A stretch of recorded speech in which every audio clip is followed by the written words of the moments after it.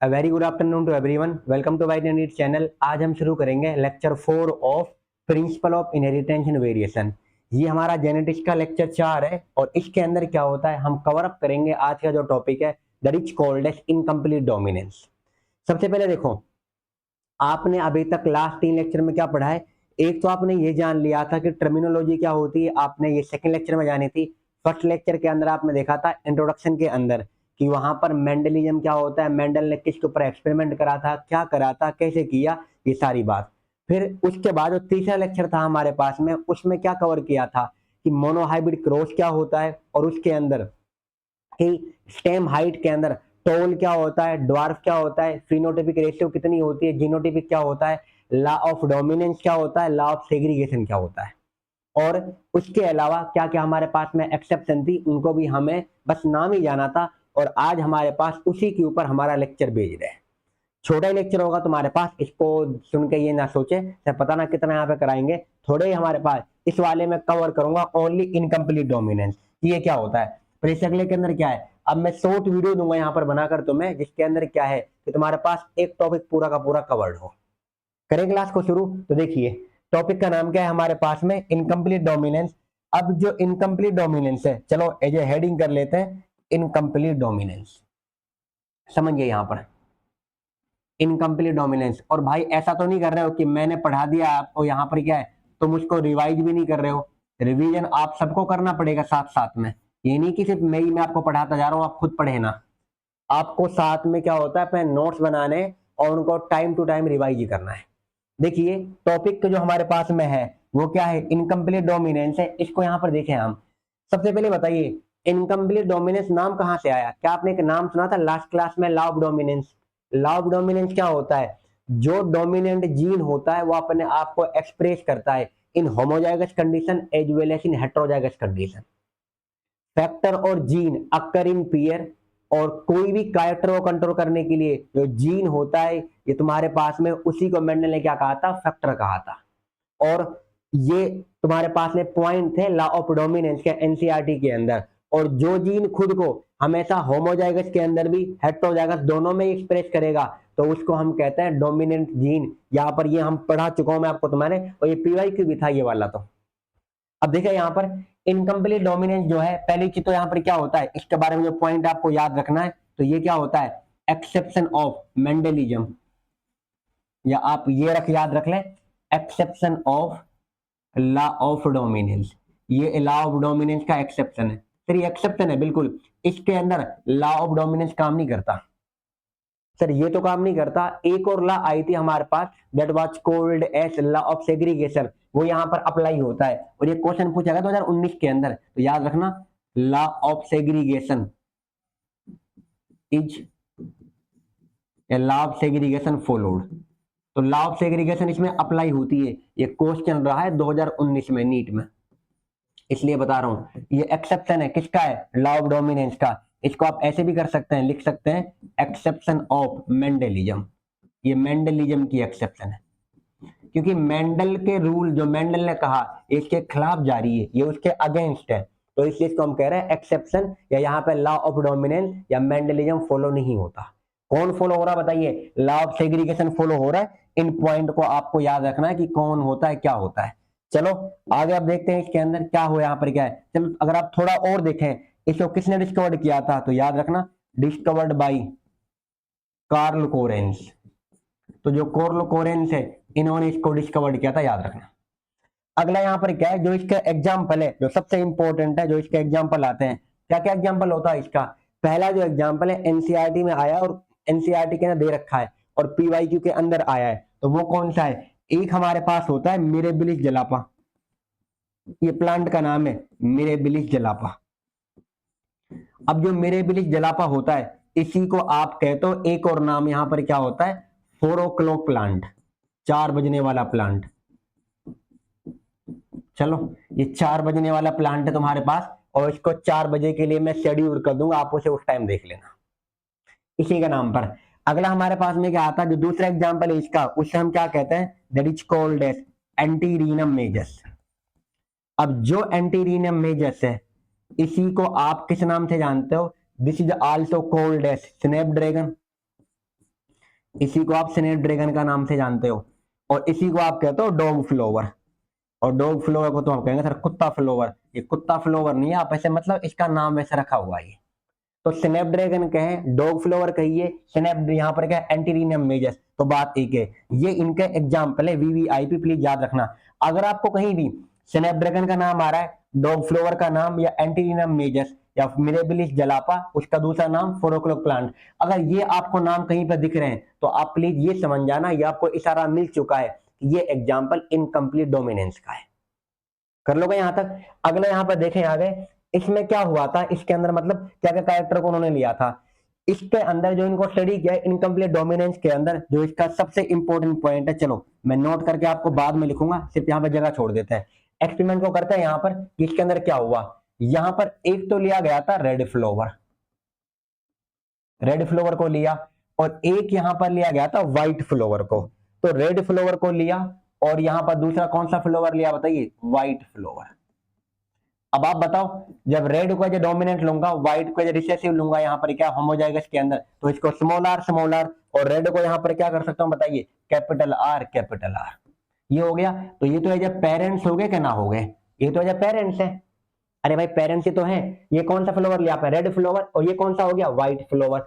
अब जब गेमीट बनेगा, गेमीट बनते टाइम पे क्या होता है, जब दोनों सेम है तो क्या आएगा हमारे पास, कैपिटल आर आएगा, और यहां से क्या आएगा तुम्हारे पास बताइए, स्मॉल आर आएगा यहां से। और इसी के बाद मैं आपको एक छोटा सा वो करा दूंगा कि कैसे गेमीट बनते हैं, कितने तरह के गेमीट बनते हैं, अभी मैं आपको बता दूंगा इसी वीडियो के अंदर, इस टॉपिक के बाद में। अब क्या कहा है मैंने, रेड फ्लोवर से क्या बनाया तुम्हारे पास में, क्या था कैपिटल आर, कैपिटल आर से क्या आ गया, कैपिटल आर, और यहां से दोनों से क्या आ रहा है तुम्हारे पास, स्मॉल आर। कहेंगे सर उसी से कर दो ना, व्हाइट से, तो चलो व्हाइट से कर देता हूं।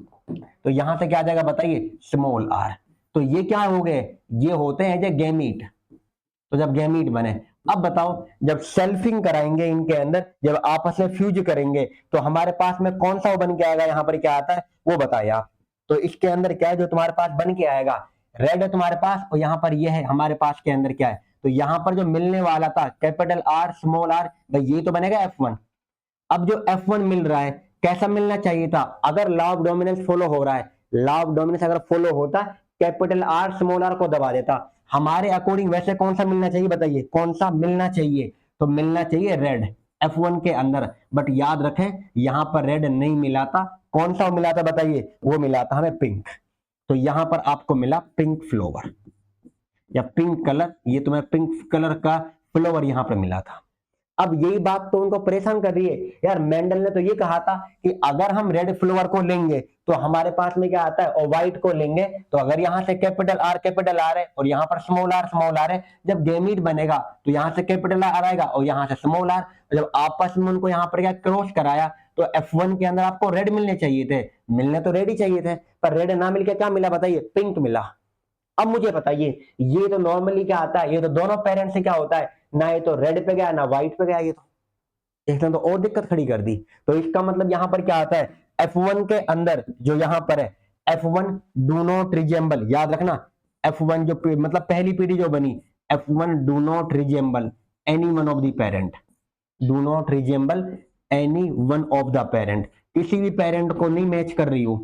और यही हुआ था इनकम्प्लीट डोमिनेंस में। हम साइंटिस्ट वेट कर रहे थे, जिस तरह आप वेट कर रहे थे कि सर आपने रेड फ्लोवर को लिया और व्हाइट को लिया तो रेड बनना चाहिए, तुम भी तो ये वेट कर रहे थे।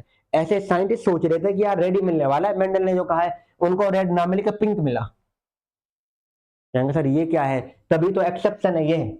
अगर भाई ये मिल जाता तो एक्सेप्शन में क्यों लिखता, आप बताना मेरे को, तो exception of law of dominance क्यों कहता मैं, इसीलिए कहा क्योंकि और आया हमारे पास। अब इनको आपस में क्या होता है, जो कैपिटल आर स्मॉल आर है, इसको उन्होंने क्या है और आगे थोड़ा फर्दर एक्सटेंड करा, इनको ही आपस में इसी को सेल्फिंग कराया कि चलो यार इसी को आगे करते हैं हम, आगे क्या होता है, तो आगे करो इसको। यहाँ पर क्या देखिए, पेज को एड ऑन करता हूं, यहाँ देखिए इधर, यहाँ पर क्या लिया उन्होंने, क्या होता है कैपिटल आर स्मॉल आर, ये वाला आया था, चलो उसी पेन से करता हूं। देखिए इधर कैपिटल आर और यहाँ पर क्या है स्मॉल आर, और इनटू में यहाँ पर क्या है कैपिटल आर स्मॉल आर। अब मुझे बताओ ध्यान से क्या होता है, इनको आपस में उन्होंने क्या होता है सेम ऐसे ले लिया। अब ये भी कौन सा है तुम्हारे पास में, ये वाला कौन सा है, ये भी पिंक है, और ये वाला भी कैसा बताइए, ये भी पिंक है, क्योंकि रेड और व्हाइट को लिया तो पिंक मिल रहा था। अब जब रेड और यहाँ पर ये पिंक है और ये पिंक है, यहाँ पर क्या है, अब मुझे बताइए गेमीट बनेंगे तो कितने तरह गेमीट बनेगा, एक यहाँ पर क्या आएगा कैपिटल आर और एक क्या आएगा यहाँ पर क्या स्मॉल आर। यहाँ से भी कौन सा गैमीट आएगा इस वाले से, तो एक तो आएगा कैपिटल आर और एक कौन सा आएगा बताइए स्मॉल आर। ये आएगा नहीं आएगा। इसी के लिए उन्होंने क्या है आगे आप यूज कर सकते हैं पन्नेट स्क्वायर। अब जब पन्नेट स्क्वायर को आप लोगे तो आप बताइए क्या यहाँ पर रख सकता हूँ कैपिटल आर और यहाँ से स्मॉल आर। चलो इस वाले को आपने यहाँ रख लिया, इनको यहाँ पर रखिए कैपिटल आर और स्मॉल आर। अब बताओ जब गैमीट आपस में फ्यूज करेंगे, ये वाला यहाँ पे क्या है, तो इसके अंदर कौन सा आएगा कैपिटल आर और कैपिटल आर, ये बनेगा क्या ना बनेगा। दूसरा जब आप इनको करोगे कैपिटल आर और स्मॉल आर को, तो कैपिटल आर और स्मॉल आर, यहाँ भी क्या है कैपिटल, इसके अंदर क्या है ये वाला इससे मिला तो ये बन रहा है। अब इसको इससे कराएंगे तो कैपिटल आर स्मॉल आर, और जब आप इसको इससे कराओगे तो क्या मिलेगा स्मॉल आर स्मॉल आर। अब आप देख सकते हैं बहुत अच्छे से कि तुम्हारे पास में क्या मिल रहा है कि अगर मैं तुमसे पूछूं ये कैसा फ्लोवर, ये मतलब ये कैसा फ्लोवर मिला था, वो किस कलर का मिला था, रेड का मिल रहा है। और ये आपको कैसे मिल रहे हैं बताइए, ये वाले ये मिल रहे हैं आपको दोनों को दोनों पिंक कलर के, तो ये होते हो गया पिंक। और ये आपको एक कैसा मिल रहा है बताइए, यहाँ पर क्या आता है ये मिला व्हाइट। तो इसका मतलब ये है कि F2 के अंदर ये कौन सी पीढ़ी है बताइए हमारे पास में क्या आता है, F2 जनरेशन है क्या नहीं है। तो यहाँ पर F2 जनरेशन के अंदर हमें कितने तरह के फ्लोर मिल रहे हैं, दो तरह के मिल रहे हैं, एक तरह के मिल रहे हैं, तीन तरह के मिल रहे हैं। तो 3 टाइप ऑफ कलर के फ्लोर मिले यहाँ पर देखने को। एक क्या मिला आपको यहाँ पर क्या है, अब आप यहां से एकदम क्लियर कह सकते हो कि सर रेड मिला था, इसके अलावा पिंक मिले, और इसके अलावा क्या आता है एक व्हाइट मिला हमें। तो रेड मिला, पिंक मिला और व्हाइट मिला। यहाँ पर व्हाइट का नंबर भी 1 है, पिंक का नंबर 2 है और रेड का नंबर 1 है। तो ये हमारे पास फ्लोवर मिले। ये इसकी जो रेशियो है, बताओ इसे क्या नाम दूंगा। जब आप रेड को देख पा रहे हो, पिंक को देख पा रहे हो, व्हाइट को देख पा रहे हो, जब कलर की बात कर रहा हूं तो कौन सा रेशियो होगा बताओ, जीनोटिपिक या फिनोटिपिक। तो this is called as phenotypic, क्योंकि जो एक्सटर्नल अपीयरेंस है क्या है, किस कलर का दिख रहा है, कौन सा है, तो ये सब कलर जब भी आप बाहर की देखने की बात करते हो तो आप फिनोटाइप की बात करते हो। आगे इतना समझ में, उम्मीद कर रहा हूं कि आपको यहां तक आया होगा। अब इसके अंदर देखो रेड मिल गया, पिंक है और व्हाइट है तुम्हारे पास। अब यहां पर अगर मैं लिखूं जीनोटिपिक रेशियो, तो बताओ क्या आएगा यहाँ पर, रेड वाले का क्या मिल रहा है हमें यहाँ पे, क्या है इस तरह का एक ही तो है कैपिटल आर और कैपिटल आर, देख लो आप। इस तरह का तुम्हारे पास में क्या आता है, इस तरह कितने हैं तुम्हारे पास, 2 ही तो है कैपिटल आर और स्मॉल आर, ये करके। इस तरह का कितना है तुम्हारे पास, एक जो व्हाइट है यहाँ पर स्मॉल आर वो भी 1 है। तो इस रेशियो को अगर आप देखें तो देखिए ध्यान से क्या होता है, यहाँ पर फिनोटिपिक रेशियो और जीनोटिपिक रेशियो दोनों का ही नंबर सेम आ रहा है।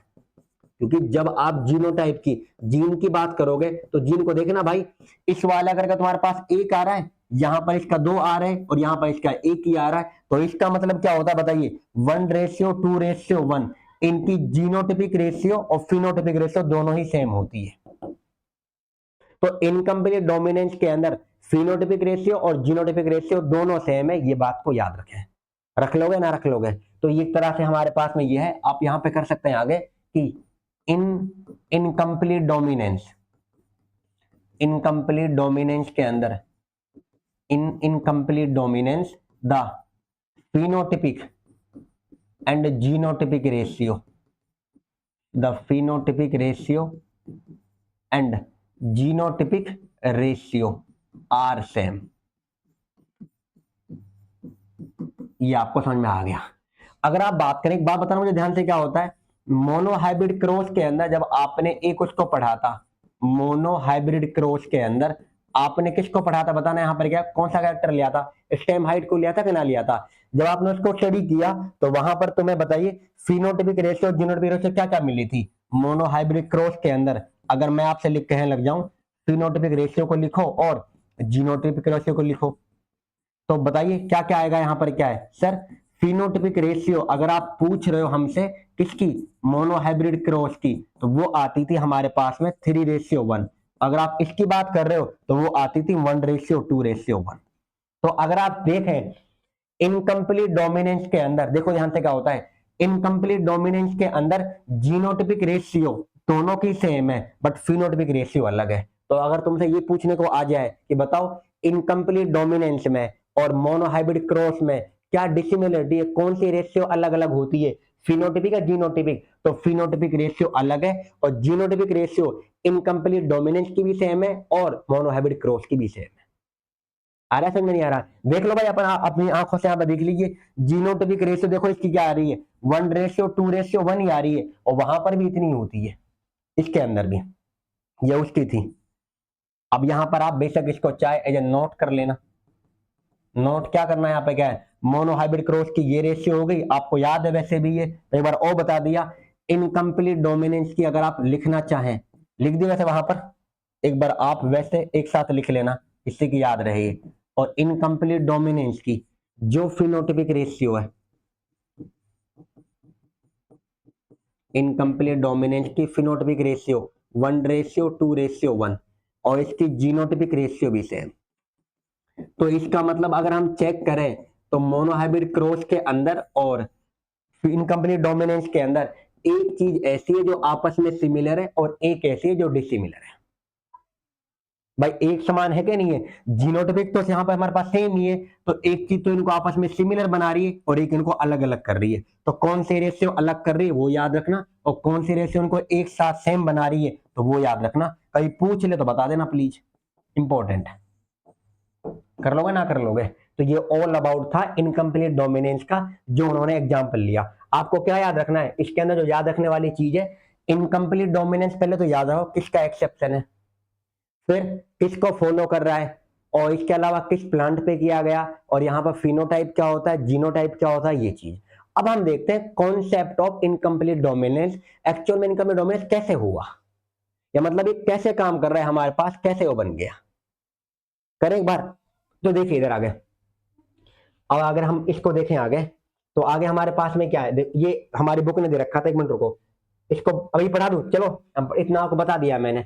यहाँ पर देखो ध्यान से क्या होता है, F1, पेन बदल लेता हूं, देखिए इधर क्या कहा उन्होंने, इसके अंदर इनकम्प्लीट डोमिनेंस में, क्योंकि बात इसकी चल रही है, कैसे नहीं आया, इनकम्प्लीट डोमिनेंस, देखो इसकी बात चल रही है इनकम्प्लीट डोमिनेंस की, तो यहां पर क्या आता है, F1 had a phenotype that did not resemble either of two parents and it was in between the two। तो यहां पर क्या कह रहा है, F1 जो मिला आपको इनकम्प्लीट डोमिनेंस में, कैसा मिला, पिंक, ना तो पेरेंट्स मिला, ना रेड ही बना, ना व्हाइट ही बना, दोनों से अलग मिला, मतलब दोनों के बीच का मिला, आप कहते हो इंटरमीडिएट है दोनों के, या दोनों से ही मैच नहीं कर रहा।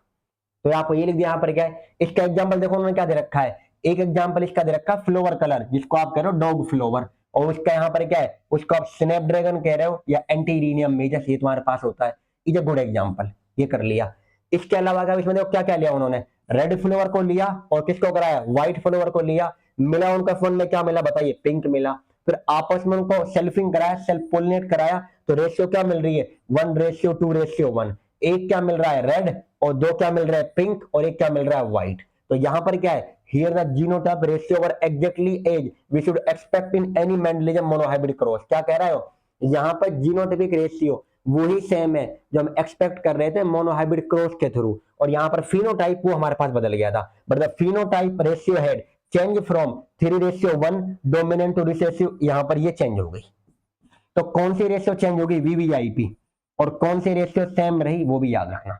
तो ये आपको मैंने बता दिया। अब इसके आगे देखो, जो ये है हमारे पास में कैसे काम कर रहा है, चलो ये एग्जांपल ये बुक ने रखा है, रेड फ्लोर को ले रखा है, ये व्हाइट को, यहां से कैपिटल आर, यहां से स्मॉल आर, तो कैसे फ्लोर मिल रहे हैं बताइए, पिंक मिल रहे हैं। फिर आगे इनको सेल्फिंग कराया, तो यहां पर क्या आता है देखो, ये मिल गया एक रेड, ये मिल गया आपको दो पिंक, और एक मिल गया व्हाइट। तो रेशियो देख ले, फिनोटिपिक रेशियो और जीनोटिपिक रेशियो 1:2:1 दोनों की सेम है।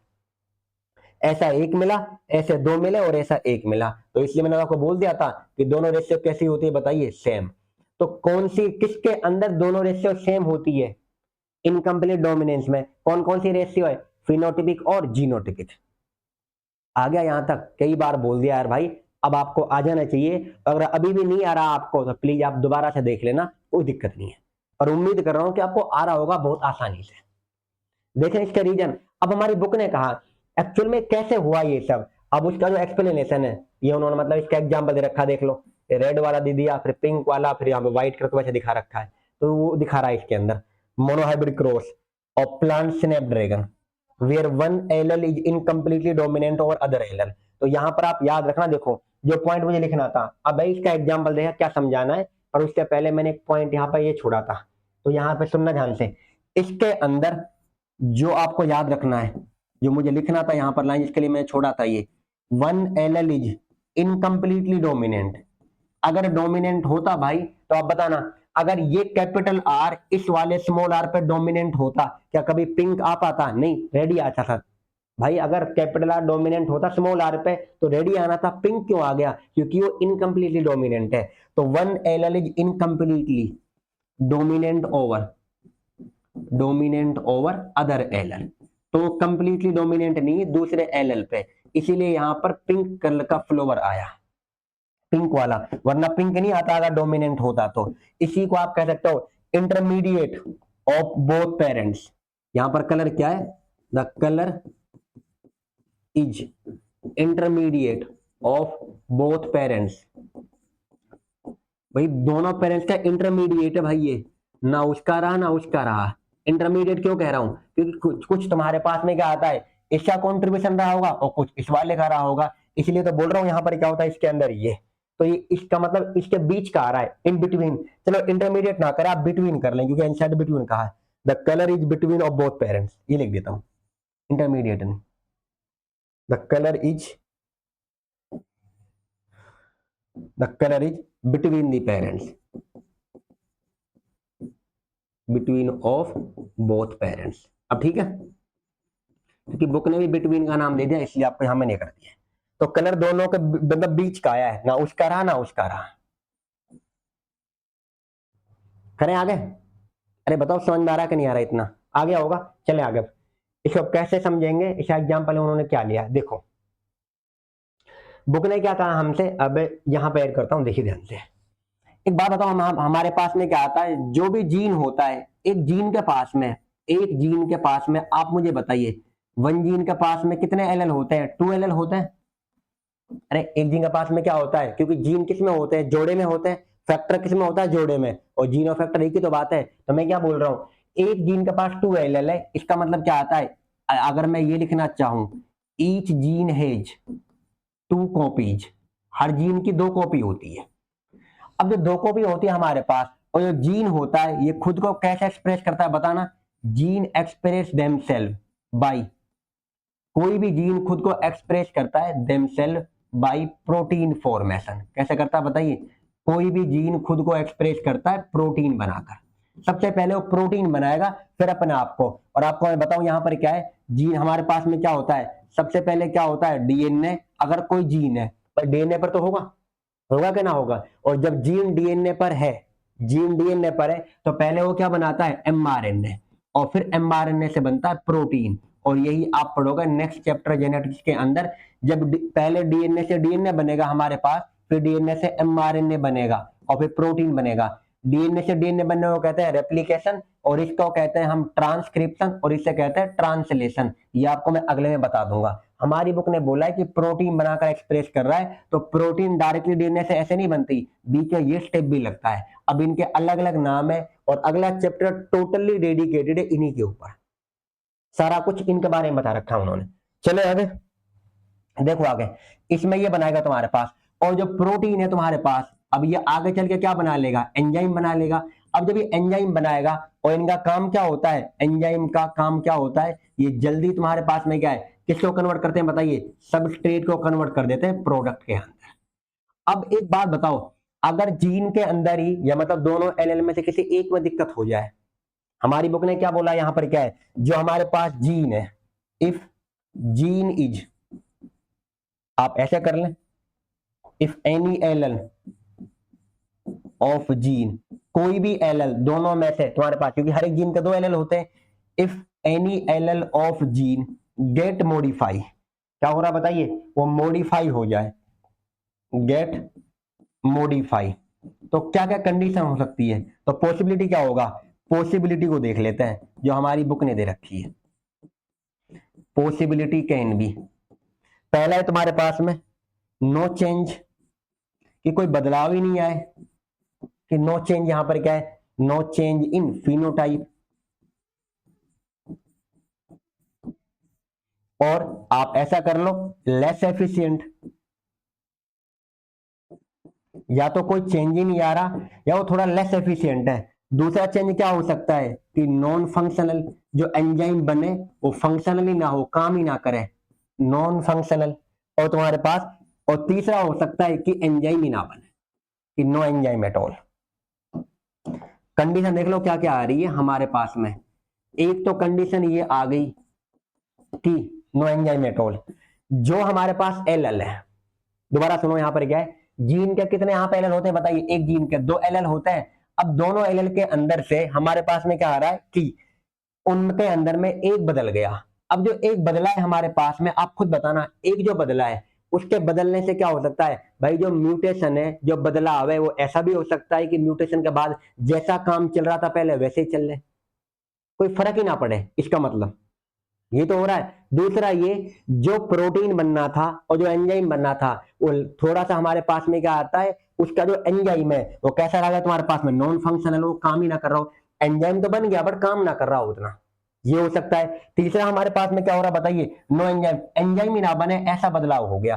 तीनों पॉसिबिलिटी हो सकती है। अब देखो ध्यान से क्या होता है, अगर चेंज हुआ है फर्स्ट केस में, पहले बारी की बात कर रहा हूं, देखो ध्यान से, फर्स्ट केस के अंदर, फर्स्ट केस में क्या हो रहा है, जो आपका मॉडिफाइड एलएल है, क्योंकि वजह वो सेम ही बना रहा है, कोई चेंज ही नहीं आया, कि नो चेंज इन फिनोटाइप, जैसा पहले काम चल रहा था वैसा ही है, बट बदलाव हो चुका है एलएल में, एलएल का रूप बदल चुका है, बट जो काम पहले कर रहा था बाद में वही काम कर रहा है। इसका मतलब जो मॉडिफाइड एलएल है वो वही काम कर रहा है जो तुम्हारे पास पहले कर रहा था। या मतलब दो एलएल में से क्या होता है, एक कैपिटल ए तुम्हारे पास और एक तुम्हारे पास स्मॉल ए, ये मान लो आप।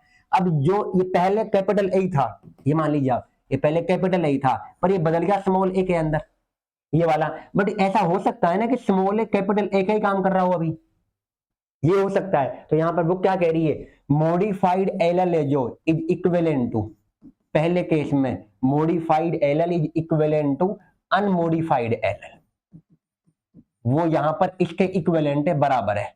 और जब बराबर है यहां पर क्या आता है इसके अंदर, तो नो चेंज इन फिनोटाइप, कोई फिनोटाइप में चेंज ही नहीं आ रहा, no change in phenotype.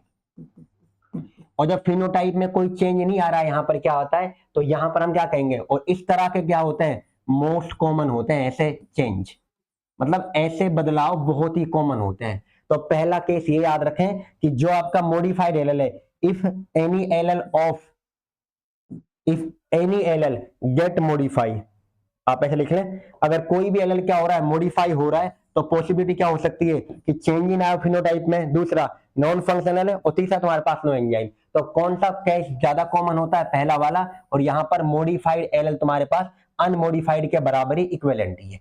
Second case में क्या होगा, सेकंड और थर्ड केस के अंदर, इन्हें उधर से ध्यान से क्या होता है, सेकंड एंड थर्ड के अंदर क्या हो रहा है, इसमें क्या हो रहा है कि जो आपका पास फिनोटाइप है, अब बताइए, एक कैपिटल है और एक स्मॉल है, ये वाला है हमारे पास में। अब कैपिटल है अपना, ये वाला जो है ये अपना कोई काम और कर रहा होगा, स्मॉल है बनने के बाद में तुम्हारे पास, अब ये क्या है, अब कुछ ऐसा बना या तो कुछ बना ही ना रहा हो, बुक ने लिखा तो है कि एंजाइम ही ना बन रहा हो, और दूसरा ये बन रहा है अगर तो काम ना कर रहा हो। तो इसका मतलब बताइए, जो फिनोटाइप आएगा इन दोनों केस में, इन दोनों केस में किस पे डिपेंड करेगा बताइए, जो फिनोटाइप अब आएगा किस पर डिपेंड करेगा, मॉडिफाइड पर अनमॉडिफाइड पर, वो करेगा मॉडिफाई वाला जो हो गया, जो काम ही नहीं कर रहा है, अब जो बच गया तुम्हारे पास, जो हमारे पास फंक्शनिंग एलएल है, उस वाले पर डिपेंड करेगा। तो यहां पर इनके अंदर क्या हो रहा है, सेकंड केस में और थर्ड केस के अंदर, द मॉडिफाइड एलएल, जो मॉडिफाइड एलएल है वो कैसा हो गया तुम्हारे पास, एक तरह से नॉन फंक्शनिंग हो गया है।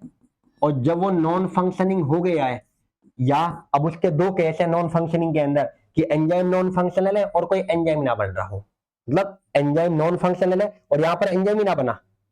अब नॉन फंक्शनल तुम्हारे पास में क्या है, then the modified allele, non functioning यहां पे क्या है, और जो फिनोटाइप आएगा, फिनोटाइप ऑफ ट्रेट, इस पे डिपेंड करेगा, phenotype of trait depend on functioning LL, depends on functioning LL, मतलब जो एलएल बदलने के बाद ये कोई काम का नहीं रहा, आप ये मान ले कोई काम का ना अभी ये, अब जो बच गया है बेचारा उस पे सारा कुछ डिपेंड करेगा कि कैसा उसका फिनोटाइप आएगा अगली वाले का, ये होता है ऐसे इसके अंदर। आ रहा है समझ में, नहीं आ रहा, तो मैंने आपको ये समझाया कि पहले केस तुम्हारे बहुत कॉमन है, सेकंड और थर्ड केस के अंदर यहाँ पर आपको बता दिया कि जो मॉडिफाइड एलएल है नॉन फंक्शनिंग हो गया, और जब ये काम ही नहीं कर रहा, अब जो बच रहा है जो अपना काम कर रहा था, उस पर डिपेंड करेगा फिनोटाइप कि अब क्या बनेगा। तो इस यहाँ पे लिखा है मैंने phenotype of trait depend on the functioning LL. अब चलो इसी की एनसीईआरटी रीडिंग करते हैं। देखो भाई वो कहाँ गया, यहाँ लिखा है बुक के अंदर, बुक ने क्या लिखा है देख ले, ध्यान देके, आपको वैसे पता ना कहाँ से पढ़ा दिया। अब gene contain the information of producing an enzyme, भाई जीन के अंदर होता है कि एंजाइम बना सके, और जितने भी तुम्हारे पास almost all enzymes are proteins, सारे एंजाइम क्या होते हैं तुम्हारे पास बताइए, 99% मान लीजिए आप कि सारे एंजाइम प्रोटीन के बने पड़े हैं। सर नॉन प्रोटीनस भी होता है, और उसकी बात नहीं कर रहा मैं, तभी तो बोला मोस्टली, तो mostly all enzymes are proteins. और प्रोटीन कैसे बनता है, जीन से, उसके लिए स्टेप लगते हैं वो आपको मैंने बता दिए। आगे कह रहा है there are 2 copies of this gene, यहाँ पर 2 कॉपी होती है, या तुम्हारे पास 2 एलेलिक फॉर्म, मतलब उसकी 2 फॉर्म होती है। अब आगे वो कह रहा है तुम्हारे पास कैसे बनेगा, सबस्ट्रेट को आपको किस में कन्वर्ट करना बताइए, प्रोडक्ट में के अंदर कन्वर्ट करना है। आगे वो कह रहा है द मॉडिफाइड एलएल, जो आपका मॉडिफाइड एलएल है, जो आपके पास मॉडिफाई हुआ एलएल, वो किस किस के लिए क्या क्या कर सकता है, या तो नॉर्मल काम कर रहा हो, कोई चेंज ही ना आ रहा हो, या लेस एफिशिएंट एंजाइम, या नॉन फंक्शनल, या नो एंजाइम। देख लो तो कैसा हो सकता है मॉडिफाइड एलएल, कितने हो कर सकता है, वीवीआईपी याद रखना, एक तो वो नॉर्मली हो बिल्कुल, या लेस एफिशिएंट हो, या वो नॉन फंक्शनल एंजाइम बनाए, या एंजाइम ही ना बनाए। चलो आगे, इधर देखें आगे, अब बुक ने क्या लिखा है, पहले केस के अंदर in the first case modified LL बराबर है किसके, अनमॉडिफाइड एलएल के। लो यहां पर, और इस तरह का तुम्हारे पास, अब फिनोटाइप जब दोनों का काम एक ही है तो फिनोटाइप कैसा रहेगा, सेम। और ये तुम्हारे पास में क्या आता है, इस तरह के such equivalent LL pairs are very common, ऐसे बहुत ही कॉमन होते हैं। लो 3 स्टार मतलब 2 स्टार कर लो, कोई नहीं, आ गया समझ में। अगला क्या कह रहा है हमसे, but if LL produce non functioning enzyme, देखो अब वो एल क्या बना रहा है, कोई मतलब नॉन फंक्शनिंग एंजाइम या एंजाइम ही ना बना रहा, यहां पर फिनोटाइप में भी अफेक्टेड, फिनोटाइप बदलेगा बिल्कुल। और अब जो देखो phenotype of trait will only be dependent on the functioning of the unmodified LL, VVIP line है। अगर तुमसे ये पूछेगा हो बताइए, एक हमारे पास ये पहले शुरुआत में 2 कैपिटल ए है, बाद में ये वाला मॉडिफाई हो गया स्मॉल ए के अंदर। अब बताओ जब तुम्हारे पास ना एक तो बन रहा है नॉन फंक्शनल एंजाइम और एक एंजाइम ही ना बन रहा, अब बताइए जो हमारे पास उसका फिनोटाइप होगा किस पे डिपेंड करेगा, मॉडिफाई वाले पे, अनमॉडिफाई वाले पे डिपेंड करेगा, अनमॉडिफाइड एलएल पर। यहां पे मैं इसी को मैं बार बार कह रहा था आपसे, the phenotype of trait second और थर्ड केस के अंदर डिपेंडेंट होगा on functioning of unmodified LL, ये बता रहा था एक्चुअल में वो। आगे देख ले अब the unmodified functioning LL which represent the original phenotype is the dominant LL, जो बदला नहीं है तुम्हारे पास में क्या है, वो क्या हो गया तुम्हारे पास बताइए। अब जो नहीं बदला, अब ये स्मॉल ए के अंदर आ चुका है, ये वाला क्या है, ये किस में आ गया बताइए, ये स्मॉल ए के अंदर आ चुका है ये, तो ये तो बदल चुका है ना, इसको आप रिसेसिव मान लेंगे बाद में, और जो ये है तुम्हारे पास जो अपना फिनोटाइप दिखाएगा ओरिजिनल वाला, इसको आप डोमिनेंट मान लेंगे, तो ये याद रखना है। तो चलो एक और लाइन यहाँ पर ये ऐड करता हूँ इनके अंदर जो मैंने आपको पढ़ाया है, कि जो आपके पास में ये है जहां पर कोई वो ना बना, अब जो इनके अंदर है जो ये वाले पार्ट है, तो ये कैसे बिहेव करेंगे बताइए, ये वाले, क्योंकि इन पर डिपेंड करेगा नहीं हो, तो ये बन जाएंगे जो रिसेसिव, रिसेसिव बन जाएगा। और जिसमें तुम्हारे पास सेम ही था, तुम्हारे पास जो काम कर रहा है अपना, जिसके ऊपर फिनोटाइप डिपेंडेंट है, वो होगा आपका जो डोमिनेंट एल है।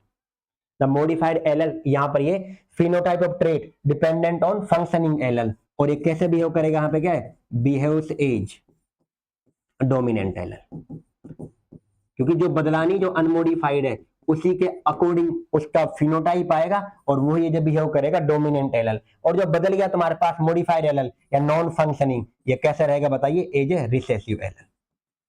अब ये लाइन यहां पर इसको कर रहा हूं 3 स्टार, अगर पूछेगा तुम्हारे पास तो यहां पर आपको कंफ्यूज करेगा वो, और बच्चों को लगेगा यार ये बताइए फिनोटाइप डिपेंड उस पर करेगा जो बदल गया, क्योंकि जो बदलाना है वो तो ऐसा ही रहेगा, नहीं, फिनोटाइप जो अब आएगा इसके अंदर इनकम्प्लीट डोमिनेंस पे डिपेंड करेगा अनमोडिफाइड एलएल पर, इसी को याद रखना है सबसे ज्यादा, रख लोगे ना याद।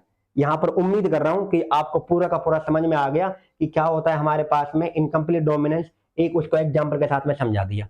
अब एक और एग्जाम्पल है हमारे पास, अब देखो ध्यान से क्या है, चलो इस वाले को मैं आपको थोड़ा समझाऊं, इधर से सुने सारे बच्चे ध्यान से, मेंडल के अकॉर्डिंग प्लीज सुनना ध्यान से, इसके अंदर दो एक मतलब 2 कॉन्सेप्ट मिक्स है जो मैं आपको पढ़ाने जा रहा हूं, पहले उसका समझ लो कॉन्सेप्ट क्या है। इनकम्प्लीट डोमिनेंस का जो एनसीईआरटी ने हमें एग्जांपल दिया था उसी के साथ में वो आपको मैंने क्लियर कर दिया एकदम, एनसीईआरटी की हर लाइन आपको समझा दी।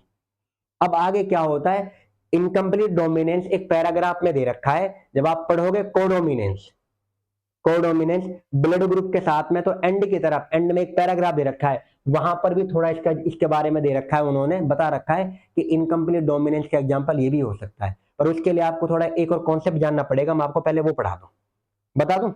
देखिए, अकॉर्डिंग टू मेंडल, मेंडल के अकॉर्डिंग क्या होता है, एक gene, one gene control one character. एक जीन के लिए क्या होता है बताइए, एक ही कैरेक्टर होता है मेंडल के अकॉर्डिंग। अब तुम कहोगे सर क्या सही बात है कि एक जीन हमेशा एक ही कैरेक्टर को कंट्रोल करेगा? तो ऐसा तो कुछ भी नहीं है भाई कि एक को करेगा, क्योंकि आगे जब स्टडी की गई, आगे जब पता कराया गया, तो वहां से पता चला कि जो एक जीन होता है, one gene can control more than one character. मतलब जीन क्या कर रहा है, एक से ज्यादा कैरेक्टर को कंट्रोल कर रहा है, मोर देन वन कैरेक्टर। और इसी को हमारी एनसीईआरटी में जो टॉपिक दे रखा है करके पिलियोट्रोपी, और ये नीट 24वें पैराग्राफ में क्वेश्चन आया है पिलियोट्रोपी करके, पिलियोट्रोपी कर दिया मैंने। तो ये एग्जाम्पल भी है आपका पिलियोट्रोपी का ये। और ऐसा भी हो सकता है कि भाई देखो ध्यान से, एक और क्या हो सकता है कि तुम्हारे पास में क्या आता है कि for one character, for one character more than one gene. तो भाई ये तो इसका मतलब क्या होता है, पिलियोट्रोपी भी मेंडलिज्म को फॉलो नहीं कर रही है, और ना ये करेगा ये वाला। मोर देन मतलब एक से ज्यादा जीन है एक ही कैरेक्टर के लिए।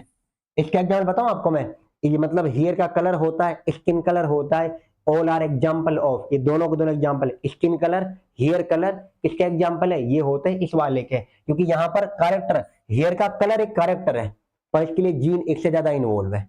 स्किन का कलर डार्क है, रेड है, तुम्हारे पास व्हाइट है, मतलब बादामी कलर है, जो भी कलर है, कलर जो है, इसके लिए एक से ज्यादा जीन होते हैं। तो मैं आपको क्या कह रहा हूं, और जब हमारे पास एक ही कैरेक्टर के से ज्यादा जीन होते हैं, इस वाले प्रोसेस को कहते हैं, या इस वाले फिनोमिना को कहते हैं पॉलीजेनिक इनहेरिटेंस। तो ये होता है पॉलीजेनिक करके। इसका एग्जाम्पल करो, मैं आपको मतलब शॉर्ट में देता हूं इस वाले का, ये मोर, हाँ ठीक है। एक यहां पे कर लो आप ह्यूमन स्किन कलर,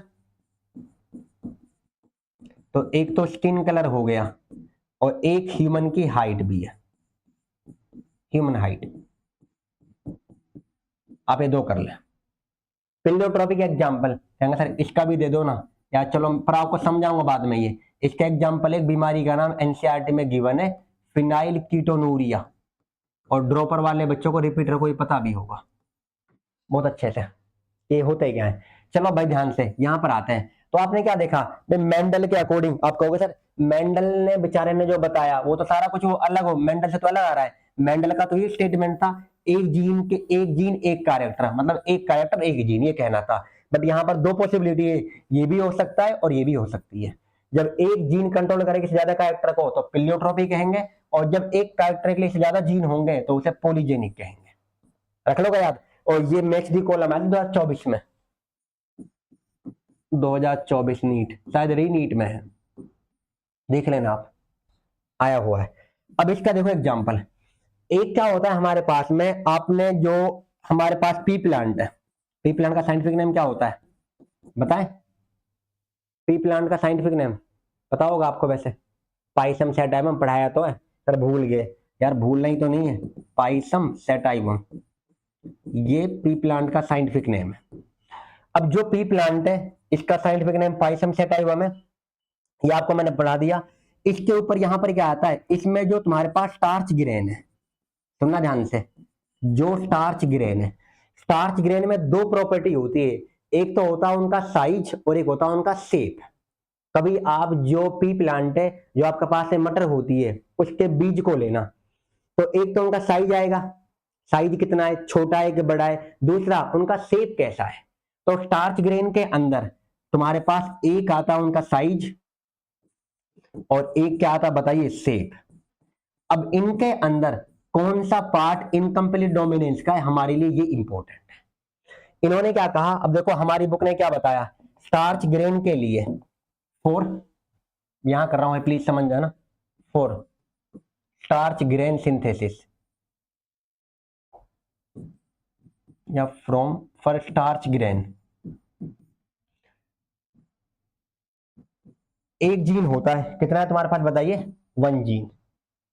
अब जब हमारे पास में स्टार्च ग्रेन के लिए एक ही जीन है, एक जीन है, ये क्या कंट्रोल कर रहा है बताइए, एक तो साइज को भी कर रहा है और एक क्या कर रहा है यहाँ पर, क्या शेप वाले को भी कर रहा है। बट यहाँ पर क्या फर्क आएगा हमारे पास, और एक जीन के हमारे पास में क्या कितने एल हो सकते हैं बताइए, 2 एल हो सकते हैं। तो यहाँ पर एक तो मैंने आपको मान लेते 2 एल, एक हो गया साइज को लिया है कैपिटल बी और एक को मैंने लिया स्मॉल बी। अब आपको देखो, आपके पास जो कंडीशन है, जो पॉसिबिलिटी है, वो कौन कौन सी हो सकती है आप खुद बताएं। कैपिटल बी और स्मॉल बी जब दोनों ये होंगे, मतलब जीन तो जोड़े में होगा। एक तो हमारे पास देखो ध्यान से क्या है, एक तो ये कंडीशन हो सकती है कैपिटल बी, एक हो सकता है small capital B small B, एक हो सकता है स्मॉल बी। जो कैपिटल बी और कैपिटल बी है ये वाला, और कैपिटल बी स्मॉल बी है, और यहाँ पर स्मॉल बी है, ये तुम्हारे पास कैसा होगा, होमोजाइगस, ये वाला ये होमोजाइगस है। और ये कैसी कंडीशन है बताइए, हेट्रोजाइगस। प्लीज समझ जाना, ये हेट्रो, और ये भी तुम्हारे पास में क्या होता है, होमो। तो उन्होंने क्या करा, एक्सपेरिमेंट के अंदर आप अगर इसको एक्सपेरिमेंट करें तो यहां पर कैसा बन के आएगा, शेप और साइज यहां कैसा आएगा और यहां कैसा आएगा, उन चीजों को समझते हैं। ये जो एक एक्सपेरिमेंट लेकर फिर आपको और डिटेल में समझ में आ जाएगा। इससे करें एक बात, चलो एक मतलब यहां पर क्रॉस करते हैं, उससे समझ में आएगा बहुत अच्छे से। देखिए आपने लिया जो स्टार्च वाला है, एक तो आपने लिया यहां पर क्या आता है, सबसे पहले कैपिटल बी और कैपिटल बी, दूसरा आपने लिया स्मॉल बी और स्मॉल बी। जो कैपिटल वाला है इसका जो साइज है, जो इसका शेप है, वो तो होता है राउंड, तो राउंड इसका क्या हो गया बताइए, शेप। और इसका जो साइज है वो कैसा हो गया, लार्ज। तो शेप इसका राउंड है कैपिटल बी का, और साइज क्या होता है, लार्ज। इस वाले का क्या होता है शेप तुम्हारे पास, रिंकल्ड। तो रिंकल्ड तो इसका शेप है, और साइज क्या हो गया यहाँ पर, क्या है, स्मॉल।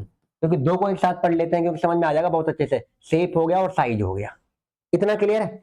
अब देखो ध्यान से, इसको मुझे डोमिनेंट मान रहे हैं यहाँ पर, आगे यहाँ पर होगा, आप खुद बताएं, यहां से क्या आएगा तुम्हारे पास, कैपिटल बी, और यहां से क्या आएगा बताइए, स्मॉल बी। भाई यही आएगा कि ना आएगा, ये वाला पार्ट आएगा। अब देखो ध्यान से, आपस में ये फ्यूज करेंगे तो यहां पर क्या बन के आएगा, कैपिटल बी और स्मॉल बी। तो अकॉर्डिंग टू मेंडलिज्म, भाई ये तो इनके गैमीट्स है ये वाले, अगर हम मेंडलिज्म को माने F1 अकॉर्डिंग टू मेंडलिज्म, अब तुम बताइए क्या होना चाहिए अकॉर्डिंग टू मेंडलिज्म। मेंडल के अकॉर्डिंग अगर तुम्हारे पास लॉ ऑफ डोमिनेंस फॉलो हो रहा है तो उसके अकॉर्डिंग क्या होना चाहिए, जो सीड का शेप है, यहां पर सीड का जो शेप और साइज है वो कैसा होना चाहिए तुम्हारे पास, सीड शेप एंड साइज क्या होना चाहिए बताइए, शेप होना चाहिए तुम्हारे पास राउंड, और उसका साइज यहां पर क्या होता है, मतलब साइज क्या होना, शेप तो हो गया, साइज क्या होना चाहिए तुम्हारे पास में, क्या होता है, राउंड के साथ में तुम्हारे पास में क्या है, साइज होना चाहिए लार्ज। यही होना चाहिए क्या ना होना चाहिए, पर यहां पर ये नहीं मिला, यहां आपको लार्ज नहीं मिला था, यहां मिला था साइज तुम्हें मिला था इंटरमीडिएट का। ये लो, अब बताइए अकॉर्डिंग टू मेंडलिज्म ये होना चाहिए था, बट यहां पर याद रखना ये जो तुम्हारे पास पार्ट है, यहां पर अगर आप चेक करें तो दिस स्टार्च ग्रेन, जो स्टार्च ग्रेन का साइज है, स्टार्च ग्रेन साइज फॉलो ला इनकम्प्लीट डोमिनेंस। तो जो स्टार्च ग्रेन का साइज है किसको फॉलो कर रहा है बताइए, फॉलो इनकम्प्लीट डोमिनेंस। क्योंकि इनकम्प्लीट डोमिनेंस को फॉलो कर रहा है तभी तो बीच का कैरेक्टर निकल के आया है। अगर लॉ ऑफ डोमिनेंस को करता, मेंडलिज्म को फॉलो करता, तो राउंड होना था और लार्ज होना था, बट यहां पर लार्ज नहीं आया, क्या आया बताइए, इंटरमीडिएट। और नया कैरेक्टर इनकम्प्लीट डोमिनेंस में तभी आता है जब तुम्हारे पास इनकम्प्लीट फॉलो हो रहा होता है, जब वहां पर लॉ ऑफ डोमिनेंस ना लगता है तभी ये सब आता है। तो ये चीज आपको याद रखनी है। अब देखिए ध्यान से, चलो इनको वापस एक बार और कर लेते हैं। आपके पास बन गया है कैपिटल बी स्मॉल बी, यहां पर क्या है, कैपिटल बी स्मॉल बी, ये तो F1 है, ये तो F1 है ना सारे के सारे। अब F1 पे यहाँ पे क्या है, इनको सेल्फिंग कराया, यहां से कैपिटल बी और यहां से स्मॉल बी, यहां से क्या आएगा, कैपिटल बी और यहां से स्मॉल बी। तो अब आप इनको पन्नेट स्क्वायर में जब करोगे तो क्या बन जाएगा, आप बहुत आसानी से निकाल लोगे। चलो रखिए, कैपिटल बी स्मॉल बी, यहां पर कैपिटल बी और स्मॉल बी। चलो इसमें क्या आ जाएगा, कैपिटल बी, यहाँ क्या आएगा, कैपिटल बी स्मॉल बी, यहाँ क्या आएगा, कैपिटल बी स्मॉल बी, और यहाँ पर स्मॉल बी। तो इस वाले को आप यहाँ पे देखिए, देखिए ध्यान से, एक ये कैपिटल बी दो यहाँ पर क्या आ रहा है, कैपिटल बी स्मॉल बी, और एक क्या आ रहा है, स्मॉल बी स्मॉल बी। इस वाले को अगर आप देखेंगे तो ये तो तुम्हारे पास सेम ये रहेगा, कैसा रहेगा बताइए, रिंकल्ड। और साइज कैसा है यहाँ पर, क्या बताइए, ये तो इनका शेप हो गया, यहाँ पर क्या है, ये इनका साइज है स्मॉल वाला, ये यहाँ पर क्या है, और ये इनका यहाँ पर क्या हो गया, अरे यार बार बार इसी में हो रहा है, एक शेप और एक साइज है। यहाँ पर तुम्हारे पास कैसा रहेगा बताइए, ये राउंड होगा, और ये कैसा होगा तुम्हारे पास, लार्ज। ये तुम्हारे पास कैसा बना, ये बना तो तुम्हारे पास में राउंड ही, बट इनका जो शेप है, ये बना आपके पास में कैसा, यहाँ पर क्या है, राउंड ही बना ये वाला, बट यहाँ पर कैसा है तुम्हारे पास में, इंटरमीडिएट का। तो ये निकल के आया था यहाँ पर इंटरमीडिएट। तो साइज के अंदर दिक्कत आई है, रुको मैं अलग पेन से कर दूं। तो ये शेप है,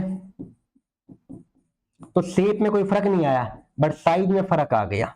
तो इस एंगल से अगर आप चेक करें, अगर आप इस एंगल से चेक करोगे तो यहां पर क्या आता है कि जो स्टार्च ग्रेन है, स्टार्च ग्रेन का जो साइज है वो फॉलो कर रहा है किसको बताइए, स्टार्च ग्रेन साइज फॉलो किसको कर रहा है, इनकम्प्लीट डोमिनेंस को, ना कि उसका शेप कर रहा है। शेप तो तुम्हारे पास या तो राउंड रहेगा और या रिंकल्ड रहेगा, इसके अंदर, इस कंडीशन के अंदर भी। यहां पर क्या हो रहा है देख ले, यहां पर जो साइज है वो इंटरमीडिएट है, बट हमारे पास शेप यहां पर राउंड ही रहा है।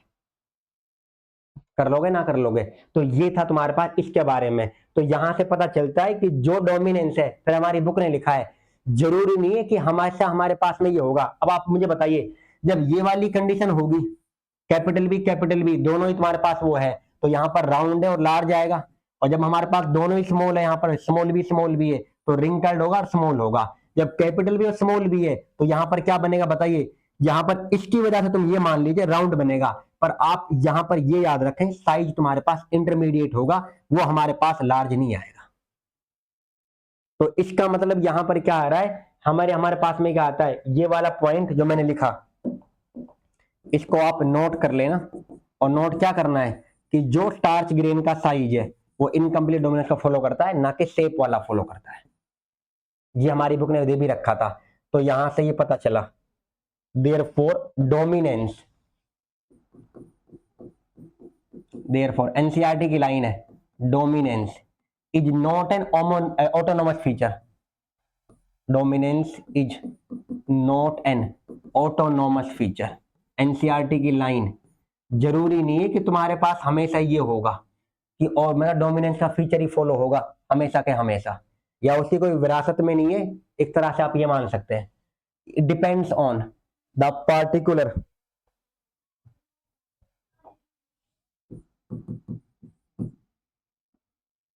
depends on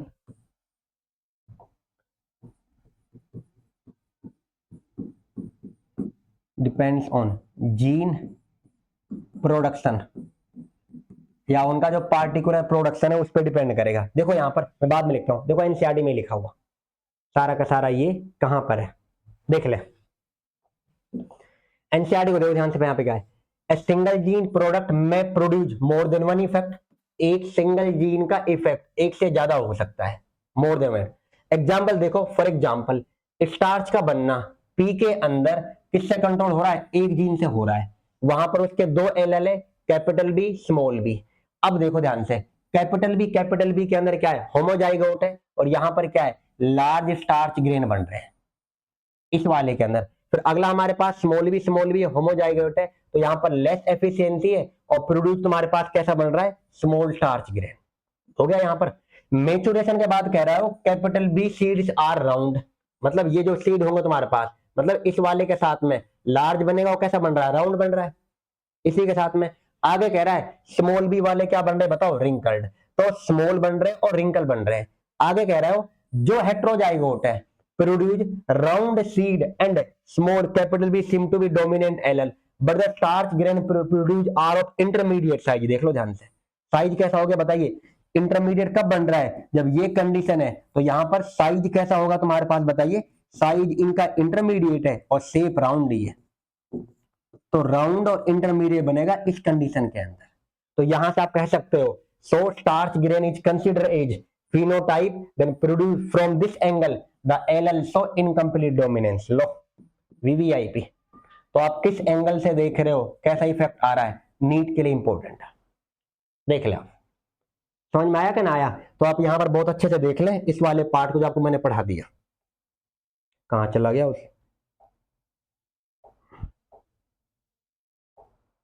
आगे तो नहीं है, हाँ ये रहा, देख लो। तो यहां पर क्या है, इस होमोजाइगस कंडीशन के अंदर क्या होता है, हमारे पास बताओ कैसा रहेगा, लार्ज होगा, और लार्ज तो उसका स्टार्च ग्रेन होगा, और शेप कैसा होगा बताइए, राउंड। ऊपर कर देता हूं इसे, ये राउंड। यहां पर कैसा होगा बताओ, एक स्मॉल होगा और रिंगल्ड। और यहां पर क्या होगा बताइए, वो उसका शेप तो राउंड ही होगा और साइज कैसा होगा, इंटरमीडिएट, वीवीआईपी, ये याद रखें। रख लोगे याद? तो चलो, उम्मीद कर रहा हूं कि आपको समझ में आ गया। चलो आगे और देखते हैं उसे, और भी तो था, कहां गया, एनसीईआरटी कहां पर गई, देखो ये रहा। Therefore, dominance is not a autonomous feature, देख लो। तो dominance is not a autonomous feature of the gene, gene का मतलब autonomous feature नहीं होता है। Product that is head information for, किस पे डिपेंड कर रहा है, जीन के प्रोडक्ट पे कर रहा है, and production of particular phenotype. किस किस पे डिपेंड करता है, एक तो डिपेंड कर रहा है जीन के प्रोडक्ट के ऊपर, जीन प्रोडक्ट, और दूसरा प्रोडक्शन ऑफ पार्टिकुलर फिनोटाइप। तो याद है किस किस पे डिपेंड करता है, depends on gene product and production of particular phenotype. कोई भी phenotype, production of particular phenotype. तो किस पे डिपेंड कर रहा है, याद रखना, किस पे डिपेंड नहीं कर रहा। Therefore dominance is not a autonomous feature, किसका ऑटोनोमस फीचर, ऑफ जीन। तो जीन का हमेशा ही नहीं होता कि उसका कोई जागीर या उसकी मतलब फितरत है कि वो हमेशा डोमिनेंस को ही शो करेगा, ऐसा कुछ नहीं है। तो वो डिपेंड करता है कितना जीन क्या कंट्रीब्यूट कर रहा है उसके ऊपर, और उसका क्या फिनोटाइप है, ये वाला। तो यहां तक था ऑल अबाउट इनकम्प्लीट डोमिनेंस। अब इसका चलो एक दो और आप इसे क्वेश्चन देख लीजिए, नीट में आया हुआ, आप बता दीजिए, बताइए क्या आंसर आएगा। बहुत आसान है भाई। इन एंटीरिनियम या Snapdragon red flower was, red को लिया, चलो देखो यहां तक खुद ही समझ में आ गया, स्नैपड्रैगन क्या है, 2019 में है। तो बताओ किसको, किसका एग्जांपल होता है, इनकम्प्लीट का। रेड को क्रॉस करा रहे हैं व्हाइट के साथ, और क्या मिल रहा है, पिंक, सब कुछ बता दिया क्या। व्हेन पिंक फ्लावर व सेल्फ, अब पिंक को आपस में सेल्फिंग करा रहे हैं, F2 जनरेशन, व्हाइट मिल रहा है, रेड मिल रहा है, पिंक मिल रहा है। इनकरेक्ट पूछ रहा है वो, सब कुछ बता रखा है इन्होंने। तो this experiment does not follow the principle of dominance, वो कह रहा है गलत, गलत निकालना है, ये बात तो सही है, फॉलो नहीं कर रहा इसको। तो पिंक फ्लावर F1 के अंदर it due to incomplete dominance, ये भी सही है। Ratio of F2 is, red कितना मिल रहा है बताओ, टोटल 4 में से एक मिल रहा है रेड, 2 क्या मिल रहा है पिंक, एक क्या मिल रहा है व्हाइट, ये भी सही है। Law of segregation does not apply, यही आएगा, लॉ ऑफ सेग्रीगेशन अप्लाई होती है, और यही मैंने आपको पॉइंट करवाया है, देख ले।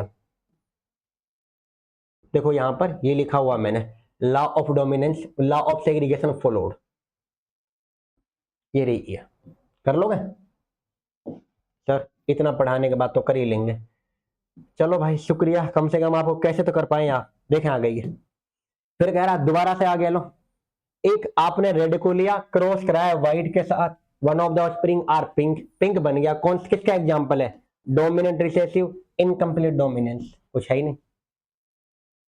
आ रहा है कि नहीं आया, कर लोगे अब। चलो देखो 24 का क्वेश्चन, इसकी डिटेलिंग मतलब अगली क्लास में करेंगे वैसे, पर आप देख सकते हो। एक नाम दे रखा है इनकम्प्लीट डोमिनेंस, एक कोडोमिनेंस, पिलियोट्रोपी और पॉलीजेनिक। ये नाम अभी आपका रह रहा है, बट ये नाम आपको मैंने अभी लिए थे थोड़ी देर पहले ही।